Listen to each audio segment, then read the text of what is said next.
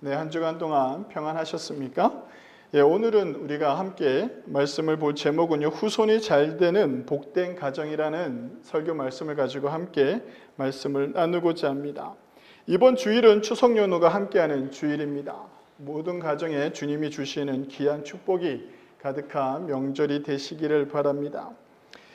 명절이 되면요, 우리 나라만의 특징이 하나 있는데요. 전 세계 어디에서도 좀 찾아볼 수가 없는 명절의 특징이라고 할 수 있습니다. 명절은 우리가 흔히 말하면 좋은 날이잖아요.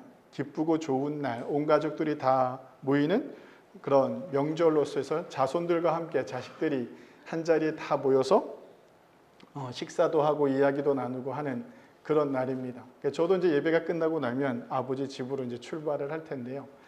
근데 우리 땅에 기독교가 들어오기 전에는 명절에 항상 있는 게 무엇입니까? 제사라는 것이 있지 않습니까? 이게 정말 아이러니하게도 정말 기쁜 날인데도 뭘 기억하는 겁니까? 죽음을 기억한다는 거예요. 그러니까 기쁜 날인데도요, 조상을 기억하는 날이기도 하죠. 그러니까 기쁨과 죽음을 함께 나누는 날이기도 한 것이 우리나라의 명절이라고 할 수 있습니다. 그러니까 우리나라가 제사를 지내는 이유는 무엇입니까? 라고 한다면 대부분 이렇게 얘기할 수 있어요. 제사를 지내는 이유가 무엇입니까? 조상에게 우리가 잘해서 조상이 우리에게 복을 주기를 원한다는 거죠. 이것이 기본적으로 들어가 있는 모습이에요. 그러다 보니까 이것이 조상을 신으로 만드는 우상에 가까운 행위이기 때문에 기독교가 제사를 지내는 것에 반대를 해왔습니다. 근데 이제는 시대가 많이 흐르면서 어떻게 변화되기 시작했냐면 제사를 드리는 모임이 우리 조상을 신으로 섬겨서 우리가 잘 되기를 바랍니다 라고 해가지고 제사를 지내는 가정들이 지금씩 조금씩 줄어들고 있어요. 제사를 지내는 이유가 무엇입니까? 라고 한다면 자손들에게 우리의 조상이 누구다라는 것을 알려주는 그런 시간을 만들어가는 제사의 자리를 만드는 가정들도 많아지기 시작했다는 겁니다. 그럼 기독교인들은 제사 대신 뭘 합니까? 추도 예배라는 걸 드려요. 저희 아버님이 제가 목회를 하고 난 이후에 늦게 신앙생활을 하셔서 제가 안동김씨 28대 손이고 저희 아들이 29대 손이라 좀 그런 제사가 많은 집안에서 태어나긴 했어요. 근데 저희 어머님이 돌아가시고 난 다음에 첫 명절을 지내는데 내가 이제 목사다 보니까 어떻게 되겠어요? 제사를 드릴 수 없고 추도 예배를 드리잖아요. 추도 예배를 드리려고 모였는데 밥상을 이렇게 차려놨는데 저희 아버지가 그 밥상에다가 뭘 올려놓냐면 어머니 밥그릇과 어머니 국그릇과 어머니 영정사진을 이렇게 올려놓는 거예요. 그래서 제가 그랬어요. 아버지가 왜 올려놓으시냐고. 야, 니네 엄마가 이렇게 예배 드릴 때 와서 먹고 가야지. 네 자식들이 잘 된다. 막 이렇게. 그래서 제가 어떻게 한 줄 아세요? 그런 마음이면 예배를 드릴 수 없다라고 했어요. 우리 기독교인들도 되게 많이 착각을 해요. 추도 예배가 죽은 사람을 기리는 게 아니에요. 죽은 사람을 기리기 위해서 추도 예배를 드리는 걸 기억하는 거예요. 기린다라는 개념이 아니라 기억하고 우리 부모님이 이렇게 살아왔다는 걸 자식들에게 얘기하는 거예요. 이스라엘이 그러잖아요. 뭐라고요? 아브라함의 하나님, 야곱의 하나님, 이삭의 하나님. 이게 조상을 이야기하듯이 우리가 이렇게 이야기할 수 있는 자리를 만드는 것이죠. 제사는 지내는데 할아버지 이름도 모르는 그런 제사를 우리가 지내고 있단 말이죠. 이제는 좀 많은 시대가 변해서 추도 예배를 드릴 때도 우리가 꼭 기억해야 되는 것은 우리가 함께 모여서 우리의 신앙을 돌아보고 내 부모가 신앙생활에서 우리 부모의 신앙생활을 본받아서 우리가 어떻게 신앙생활을 할 것이고 내 조상은 누구였고 어떻게 살아왔다는 것을 알려주는 자리가 되어야 된다는 것이죠. 그리스도인들은 제사로 후손이 잘 되는 것이 아니라 오늘 본문에 보면 그리스도인들이 잘 되는 복된 삶은 어떤 삶입니까? 라고 한다면 오늘 우리가 본 시편 112편에 잘 말씀해주고 있습니다. 할렐루야, 여호와를 경외하며 그의 계명을 크게 즐거워하는 자는 복이 있다라고 이렇게 말씀하고 있죠. 복이 있는 삶을 두 가지만 하면 된다라고 이렇게 표현을 합니다. 그게 뭐라고 나와 있습니까? 첫 번째가 여호와를 경외하는 것이며 두 번째는 하나님의 계명, 말씀을요 즐거워하는 일이라고 이렇게 말씀하고 있습니다. 여기서 하나님을 경외한다라는 것은 문자적으로 두려워하다라는 의미를 가지고 있습니다. 그러니까 하나님을 두려워해라 라고 하는 것인데요. 이것은 공포에 가까운 두려움을 이야기하는 것이 아닙니다. 무엇을 이야기하냐면 내가 살아가는 삶 속에서 하나님이 나와 함께하고 있고 하나님이 나를 지켜보고 있다라는 생각 속에 살아가는 것이 무엇이다? 하나님을 경외하는 일입니다. 하나님을 경외하지 않는 일은 무엇이냐면 오늘 내가 하루를 살아가면서 마치 하나님이 없는 것처럼 살아가는 사람들 있잖아요. 내가 그리스도인인데 나쁜 짓을 해요. 그 나쁜 짓을 하는 이유가 무엇입니까? 하나님이 누군가가 나를 지켜보고 있다라고 한다면 그 나쁜 짓을 할 수가 없죠. 우리나라의 범죄율이 되게 낮은 이유가 여러 종류가 있지만 우리나라의 시민성도 되게 좋고 이렇게 하지만 가장 크게 영향력을 미치는 게 무엇인 줄 아십니까? 우리나라에 가장 많은 게 뭐냐면 CCTV예요. CCTV. CCTV를 통해서 누군가가 지켜보고 있으니까 이거 누가 훔쳐도 언젠가는 잡힌다. 내가 누굴 때려도 언젠가는 잡힌다라는 이런 생각을 하고 있기 때문에 우리나라가 물건을 밖에다 둬도 사람들이 가져가지 않는 그런 사회가 되었죠. 그러니까 하나님을 경외한다는 것은요, 하나님이 나를 지켜보고 있다는 생각을 가지고 살아가는 것입니다. 그러니까 하나님을 경외하지 않는다는 것은 어떤 것이다라고요? 하나님이 없는 것처럼 살아가는 거죠. 그러니까 하나님이 가장 싫어하는 죄가 무엇일까요? 살인? 강간? 도둑질? 사기치는 거? 하나님이 가장 싫어하는 죄가 무엇일까요? 하나님이 보시기에 가장 싫어하는 죄가 하나님을 무시하는 거예요. 하나님을 무시한다는 것은 무엇이면 하나님이 말씀하시고 있는데도 그 하나님 말씀을 듣지 않는 것이죠. 가인과 아벨의 사건에 보면 알 수 있잖아요. 가인이 아벨을 죽이려고 해요. 그때 하나님이 그 가인이 악한 마음을 너무나도 잘 알아서 하나님께서 직접 가인에게 가서 이렇게 얘기한단 말이죠. 네의 악이 어찌 너의 문 밖으로 벗어났느냐라고 이렇게 표현까지 해준단 말이에요. 근데 가인이 지금 내가 악한 상태구나라고 생각을 하고 하나님의 말씀을 들으면 되는데 어떻게 합니까? 하나님의 말씀을 무시하고 가인이 어떻게 해요? 아벨을 쳐 죽이잖아요. 하나님을 무시하는 것, 경외하지 않는다라는 것은요, 하나님을 무시하는 거예요. 하나님이 없는 것처럼 살아가는 것이요, 하나님을 경외하지 않는다라는 것이죠. 그러니까 우리는 항상 어떤 마음을 가지고 살아야 되냐면 지금 하나님이 나와 함께 계시고 하나님이 나를 지켜보신다라는 이 마음을 갖는 것이 하나님을 경외하는 삶이라고 할 수 있습니다. 그 두 번째는 계명을 즐거워하다라는 말이 등장하는데요. 이건 히브리어로 하페치라는 단어입니다. 이거는 기울다라는 의미를 가지고 있습니다. 내 인생의 추가 이렇게 있으면 어디에 기울어져 있느냐라는 것을 의미하는 건데요. 즐거워하다라는 것은 무엇을 의미한다라는 겁니까? 말씀에 기울여진 삶을 살아가는 것을 말하는 겁니다. 세상에 좋은 것과 세상에 즐거운 것들이 너무나도 많은데 그 가운데서 내가 좋은 것, 즐거운 것을 먼저 찾는 것이 아니라 제일 먼저 무엇을 찾는 것? 하나님의 말씀을 찾는 것, 기울여지는 삶. 이것을요, 계명을 즐거워한다, 하페치라는 단어를 사용합니다. 우리가 본문에 복이라는 단어도 또 등장을 하는데요. 이렇게 하나님을 경외하고 하나님의 계명을 하나님의 말씀을 즐겨하는 사람들, 이런 사람들은 복이 있다라고 이렇게 표현을 합니다. 여기서 등장하는 복도요, 우리가 좀 잘 생각해 보자. 자, 여러분들에게 묻겠습니다. 복은 무엇입니까? 복. 자, 복을 뭐라고 생각하시나요? 복. 교회에서 가장 많이 말하는 게 사랑도 아니고 복을 너무 많이 얘기해요. 그렇지 않아요? 그 복을 많이 듣는데 여러분들은 복이 어떤 것이라고 생각을 하시나요? 오늘 이 시편 112편이요. 이 복이라는 개념을 정말 잘 설명해주고 있는 히브리어가 등장합니다. 아쉬라는 히브리어인데요. 이거는 에세르의 복수형으로 아사르에서 파생된 명사인데 이건 무엇을 의미하냐면 복수로만 사용되어집니다. 행복, 축복 등을 의미하죠. 여기는요, 재물이 등장하지 않아요. 이 단어에는. 이 시편 112편에 사용한 아슈레는요, 복이 어떤 복이냐면 행복입니다. 행복.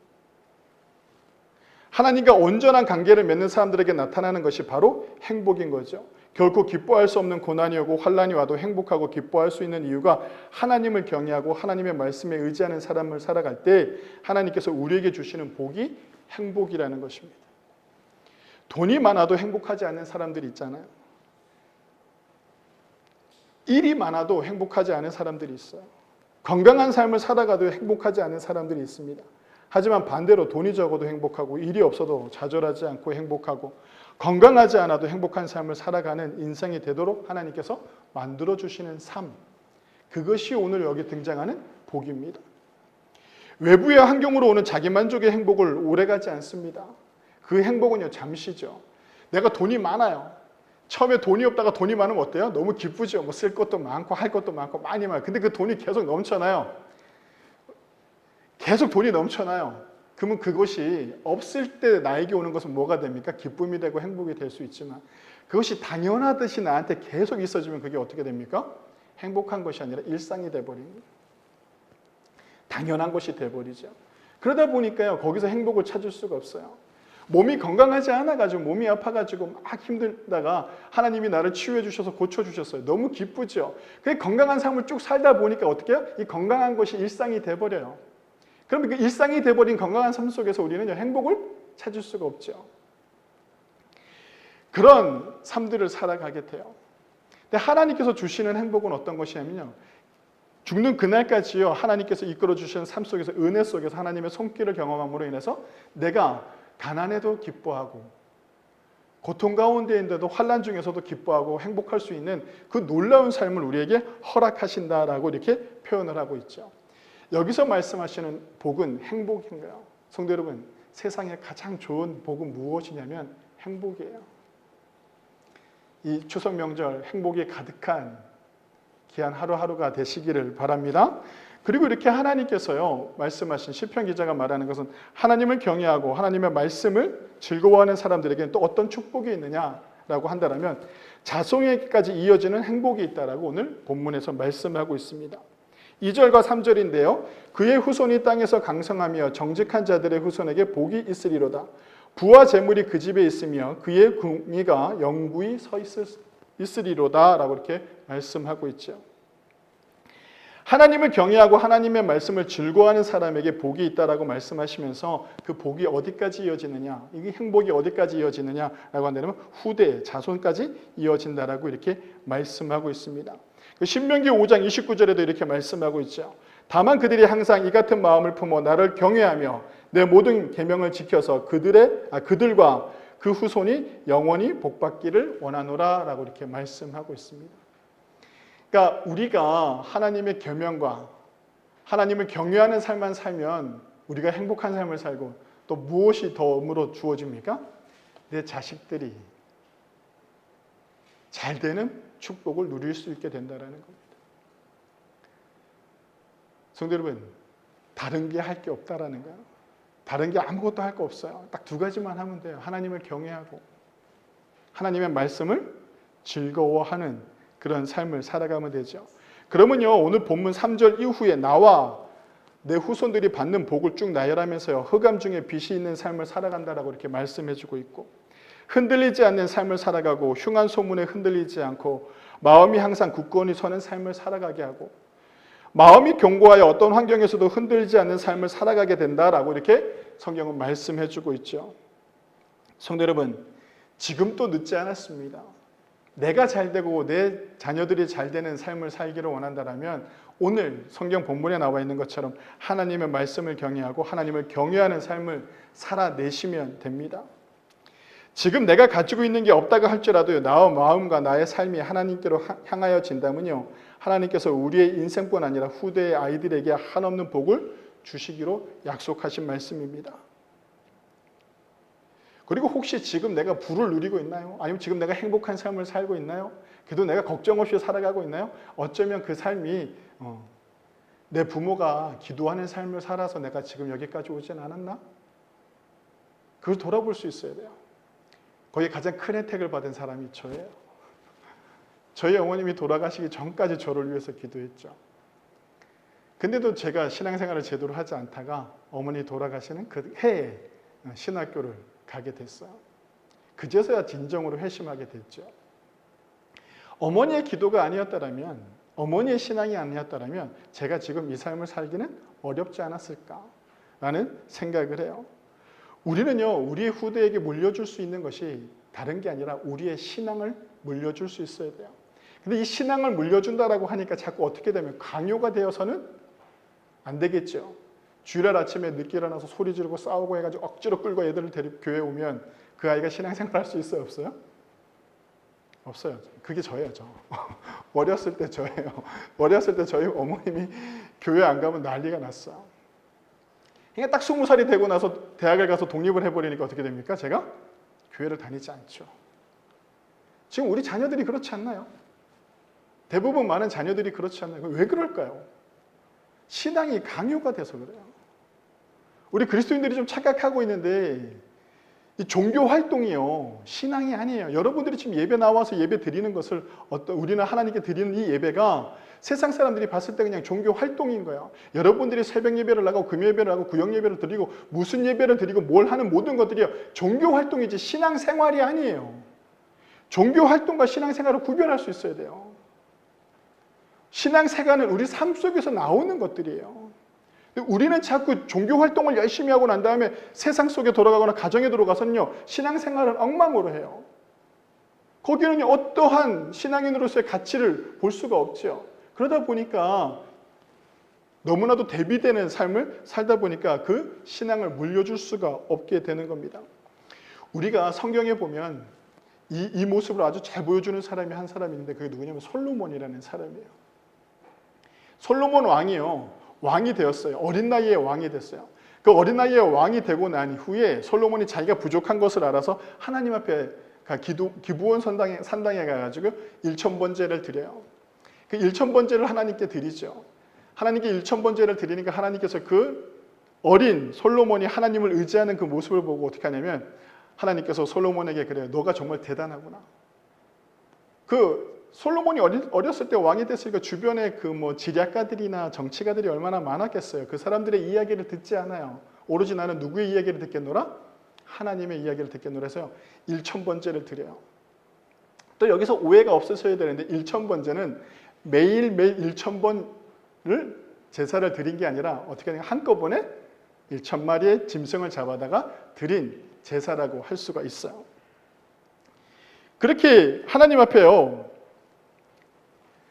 1000번제를 드리고 난 후에 하나님께서 그가 하는 행위가 너무나도 아름답고 좋아서 하나님께서 무엇이라고 말씀하시냐면 열왕기상 3장 4절에서부터 5절 말씀인데요. 제가 읽어드리겠습니다. 기브온이라는 곳에서 솔로몬이 제사를 드리고 난 이후에 등장하는 얘기입니다.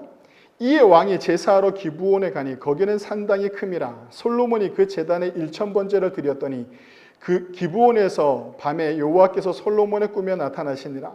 하나님이 이르시되 내가 내게 무엇을 줄고 너는 구하라 라고 이렇게 말씀하시죠.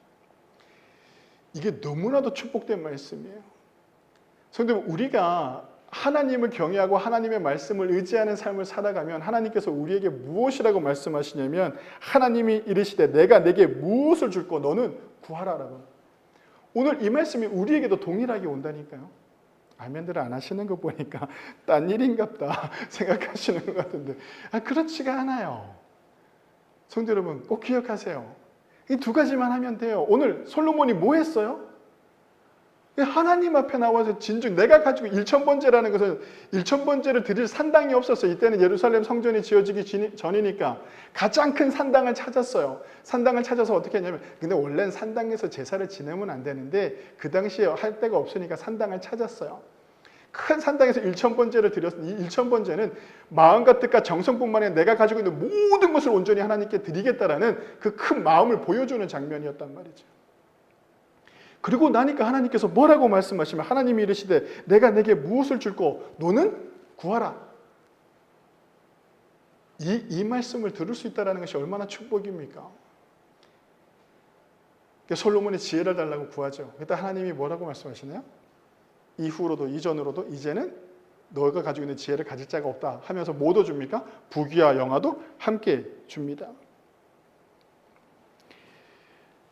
근데 우리가 솔로몬이 3장 6절에 고백을 할 때 어떤 고백을 드리냐면 주의 종인 제 아비 다윗이 주 앞에서 공의와 정직한 마음으로 주님을 충성된 마음으로 살았으므로 주께서 그에게 한결같은 은혜를 베풀어 주셨고 또 주께서 그를 위하여 큰 은혜를 예비하시고 오늘날과 같이 그 보좌에 앉을 아들을 그에게 주셨나이다 라고 표현해요.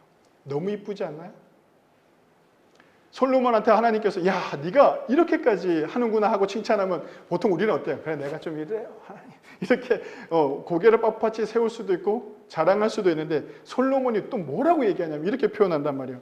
내가 잘난 게 아니라 내 부모 다윗이 하나님 앞에서 온전히 살았기 때문에 그 아들을 나를 왕으로 세워주시지 않았습니까? 라고 하는 거예요. 누구의 신앙 때문에 내가 여기까지 왔다라는 고백을 하는 겁니까? 아버지의 신앙입니다. 성도 여러분, 이것이요 우리의 모습이어야 되는 거예요.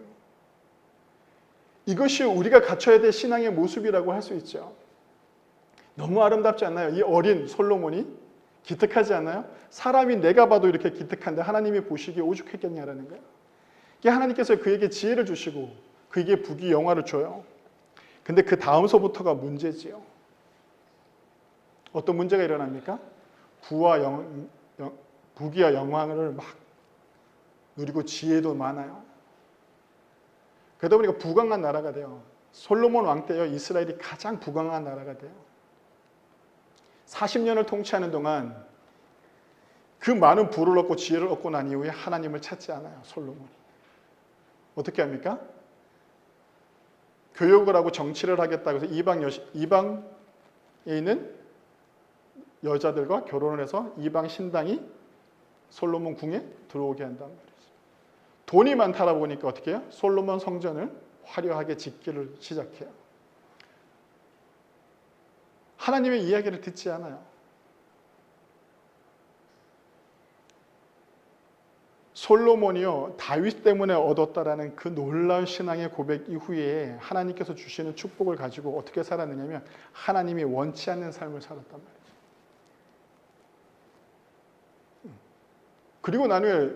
그리고 난 후에 솔로몬 시대 이후에 어떤 일이 벌어지기 시작하냐면요. 이스라엘이 어떻게 됩니까? 그 부강하던 이스라엘이 둘로 나뉘어버리게 된단 말이죠. 그 마지막은 어떻게 됩니까? 처절하게 멸망하는 거예요. 그 후대들이요 계속 고통 속에 살아요. 전쟁과 고통 속에 산단 말이에요. 근데도 하나님께서 뭐라고 말씀하시면 돌아오라고 얘기한단 말이에요. 예언자들과 선지자들을 통해서. 예수님께서요 그런 우리들에게 항상 하시는 말씀이 있어요. 마태복음 16장 26절에 사람이 만일 온 천하를 얻고도 제 목숨을 잃으면 무엇이 유익하리요? 라고 이렇게 말씀하고 있죠. 성도 여러분, 인생은요 다 똑같습니다. 많은 것을 가지고 있다고 해가지고 내가 하나님을 경외하지 않는 삶을 살아가는 나라면 나 때의 모든 것이 다 끝나버린다는 거예요. 내가 받을 복도 누리지 못한 뿐만 아니라 내 후대에게도요 그 복이 전염되지 않고 전가되어지지 않는다라는 것이죠. 우리에게 진정 필요한 것이 무엇인가라는 것입니다. 성도 여러분, 행복한 삶을 살기를 원하십니까? 제가 간절히 바라는 것은 우리 아이들이 정말 행복한 삶을 살았으면 좋겠어요. 돈이 없어도 좀 자기가 좋아하는 일 하면서 행복하게 살았으면 좋겠어요. 그게 목회자인 제가 가장 바라는 거예요. 그래서 항상 기도하는 건 제가 저희 자녀들을 위해서 기도하는 것은 무엇이냐면 이 아이들이 세상에 나가서 사랑받고 하나님께 칭찬받는 삶을 살기를 원합니다. 기도한단 말이죠. 그리고 그 사랑받은 그 아이들이 사랑을 나눌 수 있고 그 사랑을 나눔으로 해서 하나님이 기뻐할 수 있는 그런 삶을 살아내는 그곳에 행복이 가득한 삶을 항상 제가 기도한단 말이죠. 성도 여러분, 우리가 자손들에게 물려줄 최고의 유산은 물질이 아니고 좋은 유전자가 아니라 좋은 성품도 아닙니다. 그것은 오직 하나님을 경외하고 하나님의 말씀을 기뻐하고 하나님의 말씀을 따라 행하는 실실한 신앙을 보여주는 삶이라고 할 수 있습니다. 성도 여러분, 지금이라도 늦지 않았습니다. 우리가 무엇만 하면 됩니까? 대답 좀 해주세요. 오늘 많이 또 이렇게 몇몇 분들은 또 이렇게 명절 새로 가서 없어서 좀 그럴 수도 있는데 어색해하지 말고 두 가지만 하면 돼요. 첫 번째가 뭐라고요? 하나님을 경외하는 것. 두 번째는 뭡니까? 하나님의 말씀을 즐거워하는 것. 이 삶을 살면 어떤 일이 벌어지냐면 제가 다시 한번 말씀드릴게요. 하나님이 이르시되 내가 내게 무엇을 줄고 너는 구하라. 하나님이 항상 우리에게 이렇게 말씀하신다고요. 성도 여러분, 하나님이 주시는 놀라운 축복을 누리시기를 바랍니다. 그것은요, 마음과 정성과 행위적인 것이 동반되어져야 합니다. 마음과 정성은요, 하나님을 향하고 행위적인 것은요, 사람을 향해야 됩니다. 마음과 정성을 다해 하나님을 예배드리고 하나님을 섬기고 하나님을 따르는 것. 행위적인 것은 무엇이냐면 먼저 우리가 용서하고 오래 참고 인내하고 온유하며 모든 것을 주님의 사랑으로 품어 살아가는 삶이죠. 오늘 집에 들어가시면 꼭 목사님 신앙생활을 그럼 어떻게 해야 됩니까? 우리가 종교생활 이렇게 와서 예배도 잘 드리고 11조도 하고 헌금도 하고 교회 봉사도 하고 헌신도 하고 이런 종교 활동이라고 하면 조금 또 오해할 수 있죠. 우리 교회 생활을 열심히 하고 난 다음에 가정에 들어가는 사회에 들어가서 우리가 신앙생활은 그럼 어떻게 해야 됩니까? 라고 물을 수 있잖아요, 저한테. 그러면 답은 딱 하나 있어요. 고린도전서 13장을 가서 읽으시면 돼요. 꼭 읽으세요. 거기 13장은 무슨 장입니까? 너무 잘하시네요. 자, 사랑장. 우리 교인들은 몇 번 얘기 들어서 알겠지만, 우리 성도님들도 아시겠지만, 사랑장의 제일 먼저 출발이 뭐예요? 사랑은 오래 참을 거야. 다른 거 없어요. 그리고 난 다음에 그 뒤가 나오는 거예요. 정말 기가 막히지 않나요? 사랑은 오래 참는 거야. 인내하고 참는 거야. 그거 못하면요, 그 뒤에 아무것도 못하는 거예요. 성도 여러분, 신앙생활을 잘한다는 것은 내가 사랑할 수 있어야 돼요. 그 사랑은 뭐부터 출발한다고요? 오래 참음으로부터 출발해요. 내 자식이 내 마음에 안 들 수 있어요. 내 부모가, 내 형제가, 내 주변의 것들이 마음에 들지 않을 수 있어요. 그럼 하나님, 내가 어떻게 먼저 사랑을 어떻게 해야 됩니까?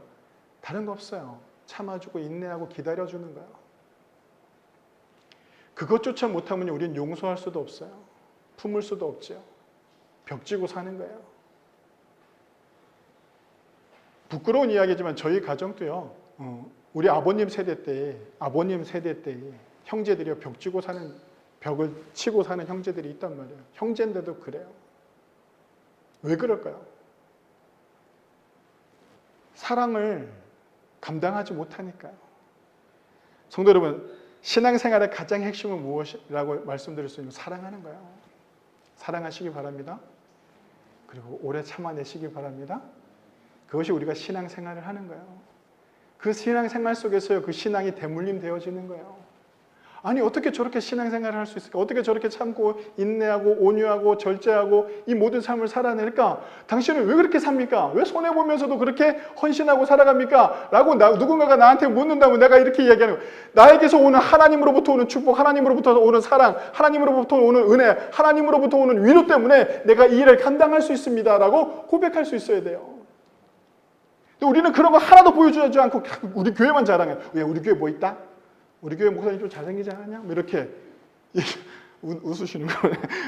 죄송해요. 웃는 사람이 저희 아내인데 웃어요. 네. 우리가 이런 교회를 자랑한다면 교회를 자랑하는 것이 아니라 뭘 자랑해야 됩니까? 내가 받은 하나님의 사랑을 자랑할 수 있어야 돼요. 그것이 신앙생활이에요. 성도 여러분, 어렵게 생각하지 맙시다. 어려운 거 하나도 없어요. 제일 먼저 우리가 뭘 하면 됩니까? 하나님의 계명을 지키고 하나님의 계명을 즐거워 하나님을 경외하고 우리가 신앙생활을 잘 감당해낼 때 나에게 오는 축복이 어디로까지? 나의 후대에까지.